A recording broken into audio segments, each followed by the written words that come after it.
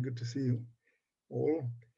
So I'd like in a few minutes to discuss a little bit the, let's say, Jewish-Christian relations through one prism, the prism of Passover and Resurrection Day.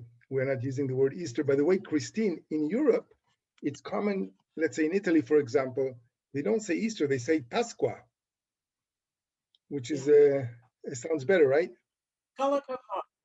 Kolakavoy. Good for them. So, this is Amos's our family table from last week. This is Amos, the cook and the host. Oh, fantastic photo. Can you unmute, Christine? Okay, thank you. That was Angela. I've just muted Angela, welcoming her. Welcome. We've muted you for the moment. Thank you. Hi, Angela. Okay, this is our Seder. This is our family. And this is a Yemenite family. These are Yemenites who immigrated to Israel in the early 50s doing their Seder. Some of you may have heard that the Yemenite Jews know how to read upside down because they shared only one book. They had limited books, so those sat across from the teacher knew how to read upside down. And this is a Haggadah. Of course, I just want to mention something we all know, but I want to emphasize that the Haggadah is a compilation of sayings. The word Haggadah has a lot of meanings, but it's probably expression, a lot of expressions. So the Haggadah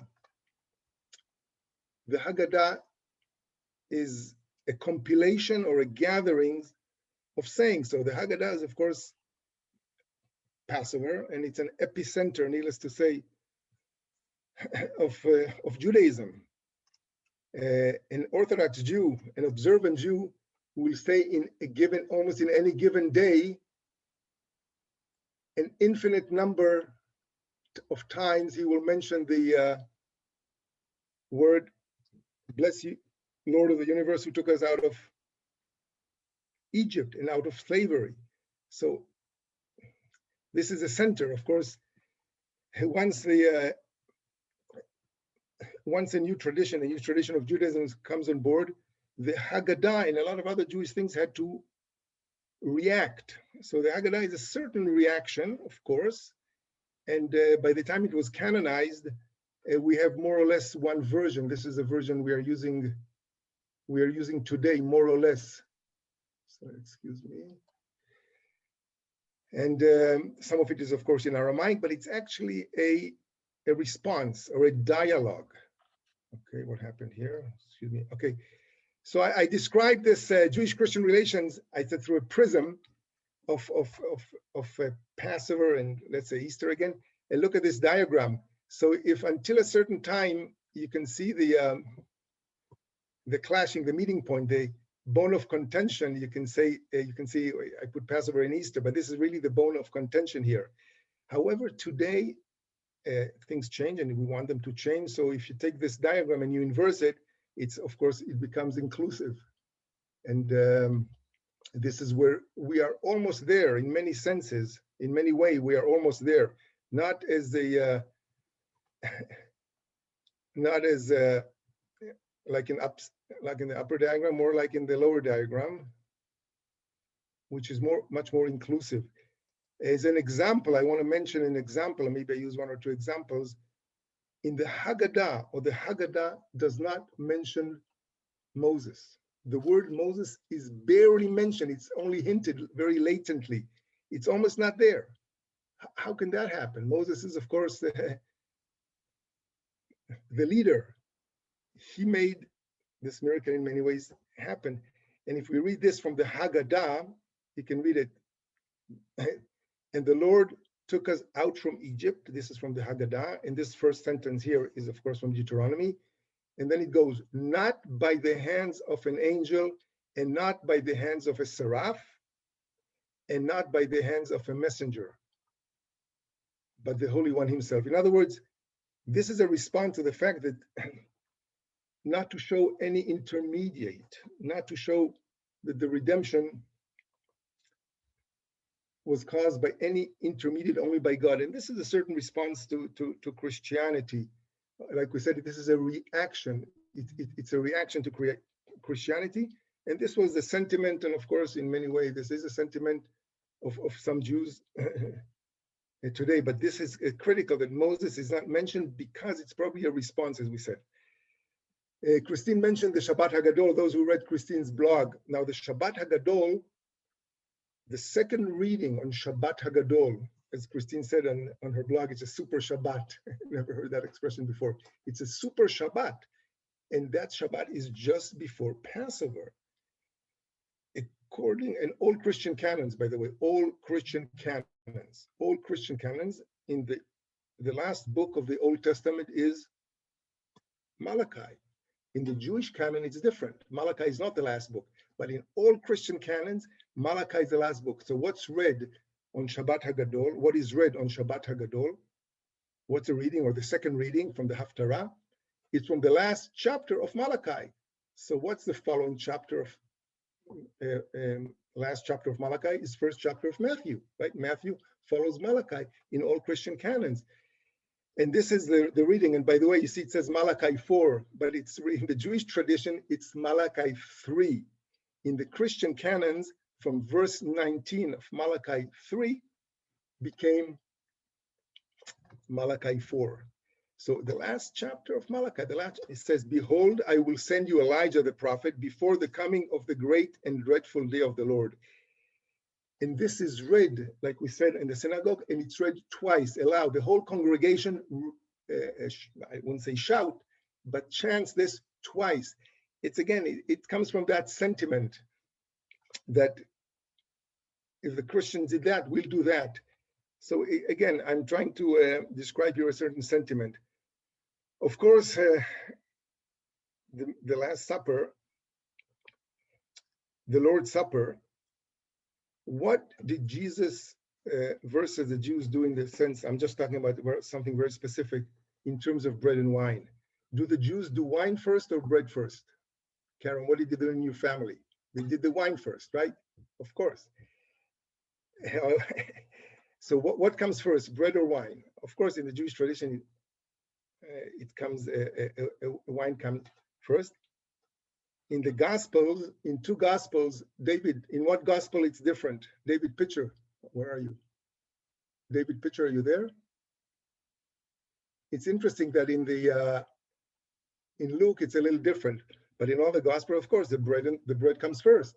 In the Jewish tradition, wine first. There was one group. What was the group who did it in the inversion, who did it like Jesus did in the Last Supper?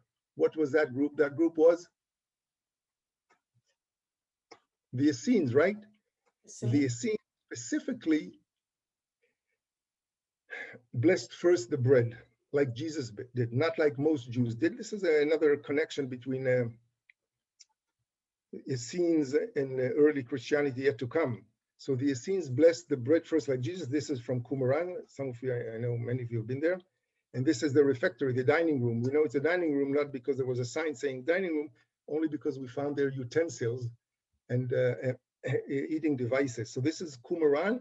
And here is a text from two manuscripts. It says, when they arrange the table for eating or the wine for drinking, the priest shall first stretch out his hand in order to bless the bread and then the wine.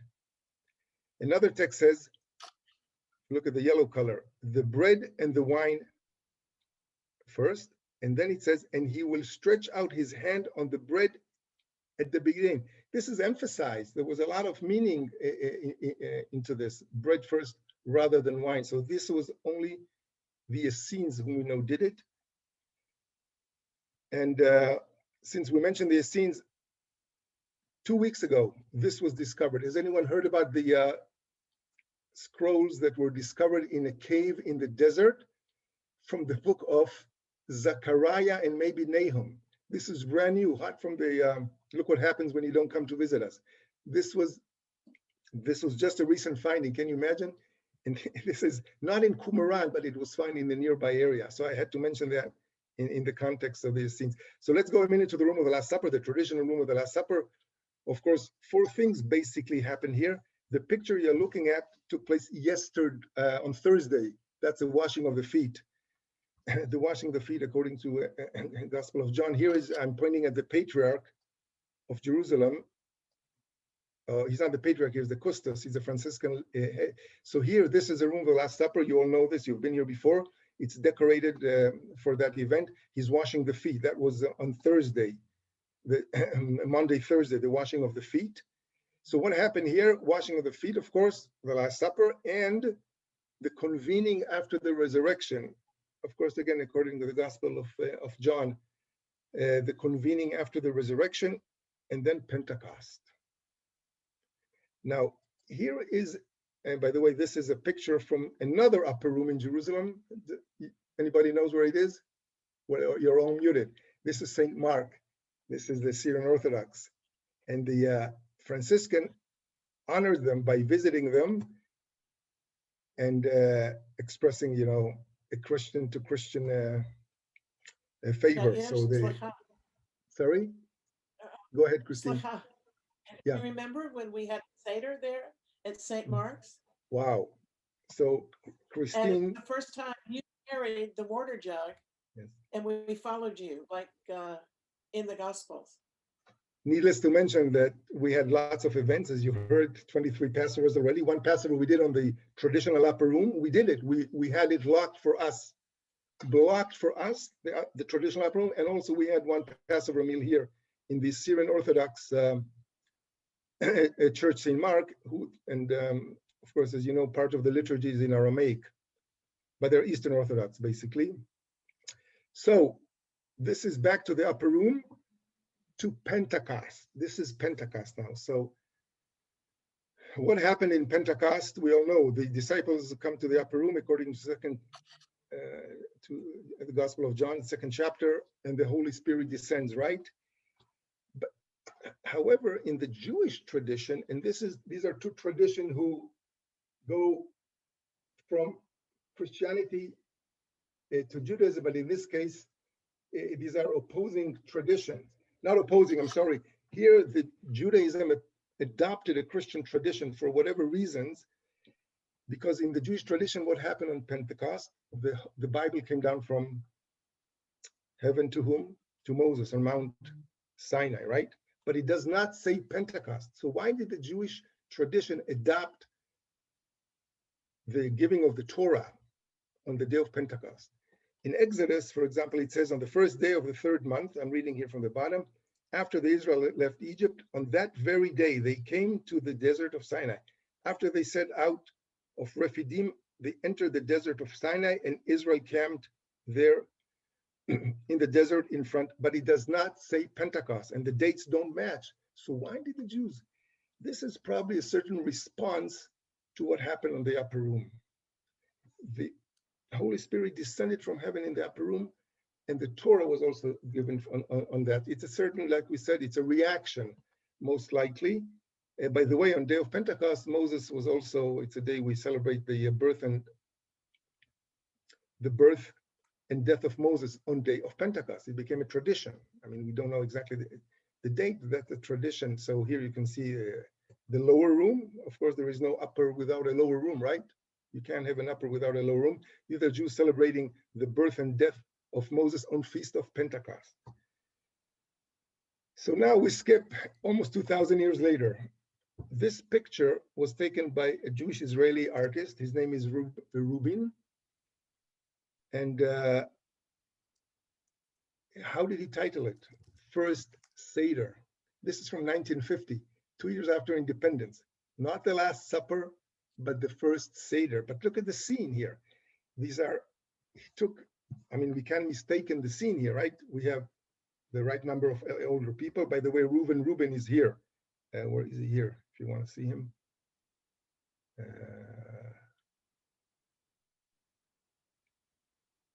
This is Reuben here on the right side, and Jesus on the left side. Now look at Jesus. He's opening his hands. Now, one more thing. you can see here Jews and Israelites from all walks of life, from Yemen and from, this is like an aliyah. I mean, these are Jews who emigrated. And this is a scene, again, we can't be mistaken. Jesus is showing his wounds. If you look at this. Yair, Slacha. Yes, go ahead. Yair, this requires a Selah moment. What? That's amazing. So, but by the way, I'm just showing, okay, thank you. Christine, I'm just showing Reuben as an example. There's a whole set of artists and writers who, in the early stages, end of the 19th century, early 20th century, who did plastic art, but also in writing. First Seder, not Last Supper, First Seder, 1950, Reuben, look at this detail. You can see the feet of Jesus. He's presenting something, right? He's presenting his wounds.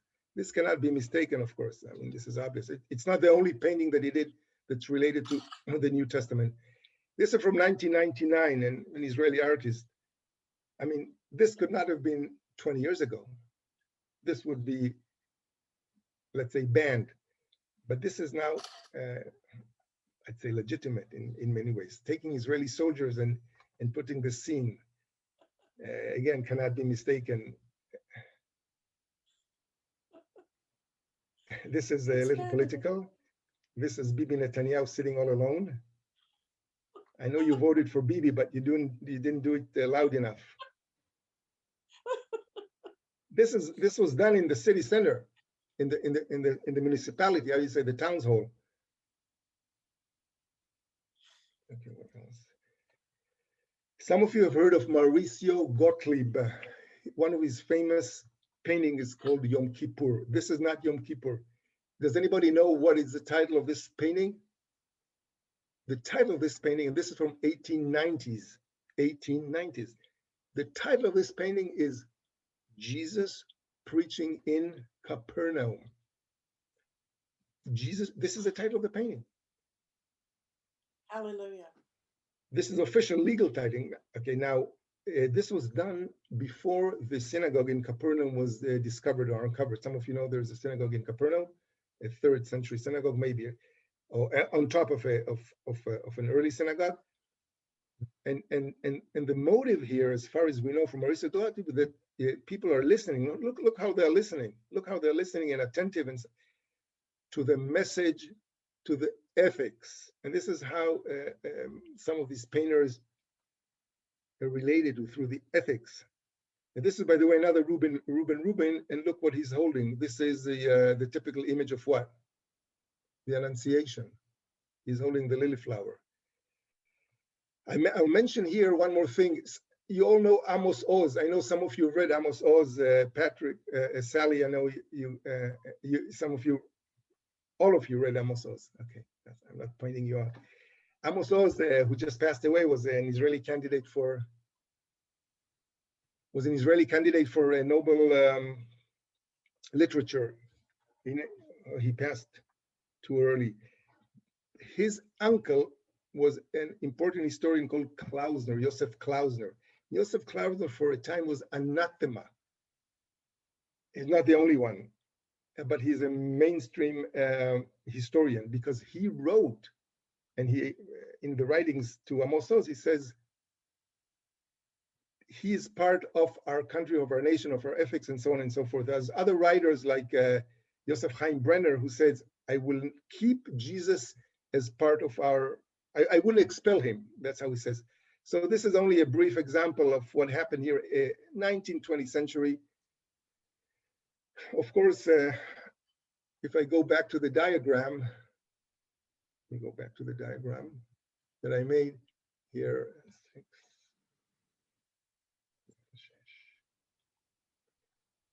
To the diagram of when we saw the bone of contention. I mean, we started bad. We started bad. We started with blood libel as another thing, but of course today we are at a different point. The last thing I want to say, that you didn't come here for a whole year. We did a lot of things. We uncovered a lot of places. This is Hippos in Galilee. And in Hippos, we discovered 7 churches, 7 churches. Hippos like a horse. Everybody recognizes here, I believe you recognize the Sea of Galilee. 7 churches. And I mention this because Hippos is now a major candidate for the Decapolis. This is one of the 7 churches uncovered recently in Hippos, horse. You notice it has the shape of this mountain is like a horseback. So Hippos, 7 churches, Decapolis. This is also found in Hippos. And Christine, thank you for listening. You couldn't talk. Christine muted you, so please take over. That was absolutely wonderful, Yair. Lindsay is asking the name of one of the artists. Lindsay, do you want to unmute yourself and ask that question? Was it the artist of the painting done of Jesus preaching in Capernaum? And would you spell it, please? It's called Mauricio Gottlieb, G like George O-double-T. Thank Mauricio you. Gottlieb. I want to Mauricio Gottlieb. I don't know how to unshare, so you can take over, Christine. Give me a minute, a second. Sorry.